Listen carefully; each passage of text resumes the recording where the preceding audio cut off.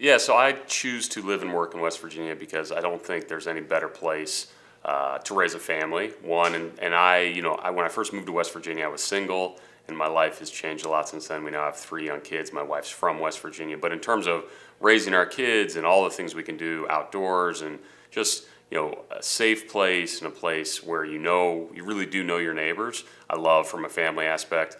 From a business and community aspect, I love being able to be connected to the community in a much more significant way than I think you can in a big city. It's just hard, to have the connections you can have in a place like Charleston, in a state like West Virginia, if you try to do that in New York or Denver or Seattle.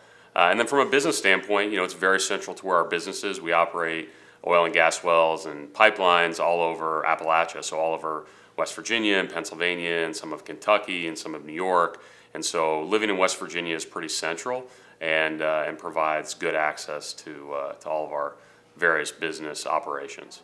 Yeah, so keeping a work-life balance I think is always challenging. I do feel fortunate in that in my role I have more flexibility with my time, meaning I can somewhat choose how to use my time and where I'm going to be and when I'm going to schedule trips.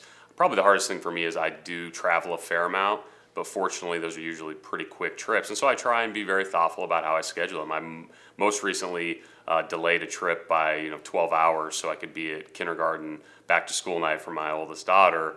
And I was able to do that. So I try and do that. But I think ultimately I heard someone say there's really no such thing as work-life balance. It's about integration. And that's what I try to do, right, is to ensure that even if I'm working a little longer, I have to be out of town, I'm, touching in, talking to my kids, FaceTiming, whatever it may be, and doing the best I can. And I think that's how it goes. I think it's tough. You're never 100%. You're never as balanced as you would like, but you make up for it in times when you've got a little more free time or a little more flexibility at work.